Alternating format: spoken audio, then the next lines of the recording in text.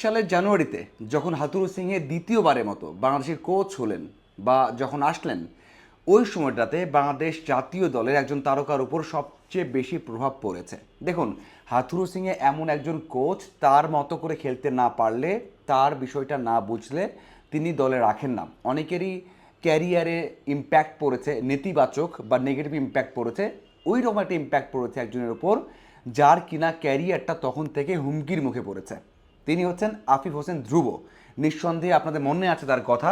বাংলাদেশের ইতিহাসে মানে টি-20-তে যতজন ক্রিকেটার খেলেছেন, যত ম্যাচ খেলেছেন, সর্বোচ্চ ম্যাচ খেলার দিক দিয়ে আফিফ আছেন 9 নম্বরে।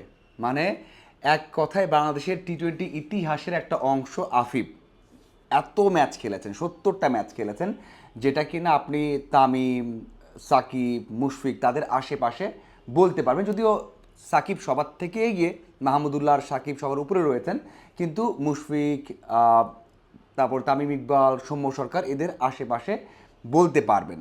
তো এমন একজন ক্রিকেটার দলে জায়গা হারিয়েছেন যখন হাথুরু সিংয়ে এসেছেন। এমনটা নয় খুব দারুণ পারফর্ম করেছেন, এমনটা নয় যে দলে রাখতেই হবে, তবে ওই সময় দলে ছিলেন এবং তিনি আসার পর দৃশ্যমান অনেক ইম্প্যাক্ট তারও পড়েছে। আমাদের সবার মনে আছে যখন বাংলাদেশ দল হোয়াইট ওয়াশ করলো ইংল্যান্ডকে, মিরপুর স্টেডিয়ামে একটা জায়গায় দাঁড়িয়ে দুইজন মিটিং করছিলেন বা দীর্ঘ সময় আফিফকে হাথুরু সিংয়ে বোঝাচ্ছিলেন। আমরা সবাই বুঝতে পারছিলাম যে কিছু একটা বোঝাচ্ছেন, যেটা কিনা একেবারে সহজভাবে না, অনেক কড়াভাবে বোঝাচ্ছিলেন। এরপর থেকেই কিন্তু দল থেকে বাদ পড়েছেন এবং তার আগে 2টা ওয়ার্ল্ড কাপও কিন্তু খেলে ফেলেছিলেন আফিফ। 2টো ওয়ার্ল্ড কাপে ভালো করেননি, মাত্র 13 গড় 2 ওয়ার্ল্ড কাপ মিলিয়ে কোনোভাবেই ডিফেন্ড করা যাবে না যে আফিফ খুবই ভালো করেছেন তারপর বাদ পড়েছেন, কারণ তার বিপিএল পারফরমেন্স সব শেষ কয়েকটা মৌসুমে ভালো ছিল না।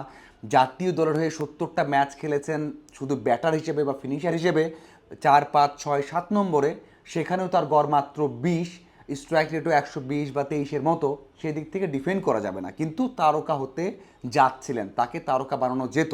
কারণ এক্সপিরিয়েন্স, আপনার বয়স যখন 25-26, এর মধ্যে আপনি একটা দলের মানে সর্বোচ্চ ম্যাচের দিক দিয়ে 9 নম্বরে ঢুকে গেছেন, 70টা ম্যাচ খেলেছেন, তখন আপনাকে ভালো একটা জায়গায় নিয়ে যাওয়া যেত। যেখানে এখন শামিম, জাকের, সোহান খেলছেন, সেই জায়গাতে আফিফ কিন্তু সেট হতে পারতেন, তার সেই অ্যাবিলিটি ছিল। এবং হাথুরু সিংয়ে এসে হয়তোবা সেটাই চেষ্টা করেছেন, সেটাই বুঝিয়েছেন, এবং দুজনের মধ্যে অবশ্যই উত্তপ্ত বাক্য বিনিময় হয়েছে বা দুজনের পরিকল্পনা একদিকে যায়নি বা মিল হয়নি, এই জন্য এই অবস্থা এসেছে। আমরা সবাই জানি আফিফ চেয়েছিলেন যে উপর দিকে ব্যাট করতে। আমরা এটাও সবাই জানি যে উপর দিকে ব্যাট করাটা কত ডিফিকাল্ট ছিল ওই সময়ে, এখনও। কারণ আমরা ওপেনিং দেখছি, 1 ডাউন, 2 ডাউন, 3 ডাউনে সবাইকে দেখছি এটা সেট এবং ভালো করছেন। তো আফিফকে নিয়ে এসে ওই জায়গাতে খেলানোর জায়গা ছিল না। যদিও আফিফ তার ক্যারিয়ারে সবচেয়ে ভালো খেলেছেন যে সময়টাতে, 23 সাল 500 রান করেছেন এবং ওই সময়টাতে 123 স্ট্রাইক রেটে ব্যাট করেছেন এবং সবচেয়ে বড় বিষয় হচ্ছে 5 এবং 6 নম্বরেই সবচেয়ে বেশি রান করেছেন। তাহলে আফিফ কেন উপর দিকে ব্যাট করতে চেয়েছেন? যদিও 2 এবং 4 নম্বরে ব্যাট করে খুব একটা সফল হননি, হ্যাঁ 4 নম্বর ব্যাট করে সফল হয়েছেন, 2 নম্বর পজিশনে ব্যাট করে সফল হননি বা 3 নম্বরে তাকে সুযোগ দেওয়া হয়নি। তারপর বলতে হবে যে 4 নম্বর, 5 নম্বর, 6 নম্বর এটাই তার বেস্ট পজিশন ছিল, যদিও 4 নম্বরের সুযোগ দেওয়া সম্ভব হচ্ছিল না। সেই দিক থেকে 5 এবং 6 এই জায়গাতে ব্যাট করা কিন্তু তার জন্য ভালো ছিল। এই বিষয়ে পরে আসা যাবে। এখন একটা বিষয়, সেটা হচ্ছে আফিফের করণীয় কী, এবার বিপিএলে কী করবে, ন্যাশনাল টিমের প্রেক্ষাপটে আসতে পারবে কিনা। তার ক্যারিয়ারটা বলছে যে 70 ম্যাচে 20 গড়ে রান করেছেন, 119 তার স্ট্রাইক রেট, মাত্র 3টা 50।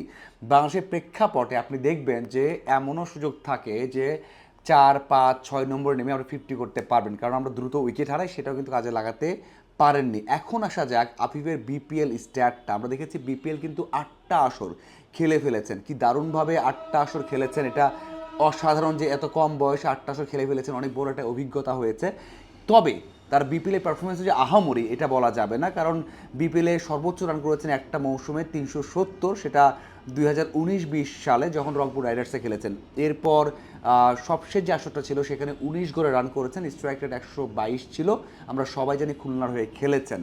আমরা এটা বলতে পারি যে ইন্টারন্যাশনাল এরিয়াতে আত্মবিশ্বাসটা আছে, অভিজ্ঞতা আছে, কিন্তু তার পারফরমেন্সটা বাড়াতে হবে, তাহলেই ন্যাশনাল টিম ভালো করতে পারবেন। কোচ যাই থাক না কেন, সেটা হাতুরু হোক, ডমিঙ্গো হোক, সোহেল ইসলাম হোক, সালাউদ্দিন হোক, অথবা স্টিভ রোডস হোক, তার এই স্ট্যাটটা উন্নতি করতে হবে। টি-20-তে হ্যাঁ, আমরা দেখেছি যে ওডিআইতে কিছু ম্যাচ জিতিয়েছেন, ভালো ম্যাচ খেলেছেন, প্রেশারের থেকেও ভালো একটা ক্যারি করেছেন, মিরাজের সাথে ভালো একটা পার্টনারশিপে ম্যাচ জিতিয়েছেন, এমন আছে। কিন্তু টি-20তে ব্যাক করতে হলে তার হিটিং অ্যাবিলিটি এবং কনসিস্টেন্ট রান করতে হবে, যেটা এখনকার যুগে খুবই জরুরি।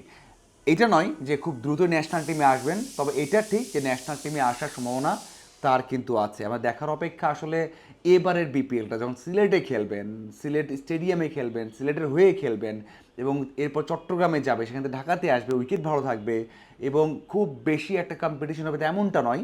সেদিক থেকে আমার মনে হয় যদি আফিফ এবার কাজে লাগাতে পারে, তার যেই সমস্যাগুলোর কথা বলা হচ্ছিল সেগুলো ঠিক করতে পারে, অবশ্যই আবার ন্যাশনাল টিমের সার্কিটে অথবা হিসেবে অবশ্যই আসবেন, কারণ এত ম্যাচ খেলে ফেলেছে ন্যাশনাল টিমে। সো সে এক্সপিরিয়েন্স আছে, এখন দেখার অপেক্ষা সেই কাজটা এবারে বিপিএলে আফিফ করতে পারে কিনা। ধন্যবাদ সবাইকে।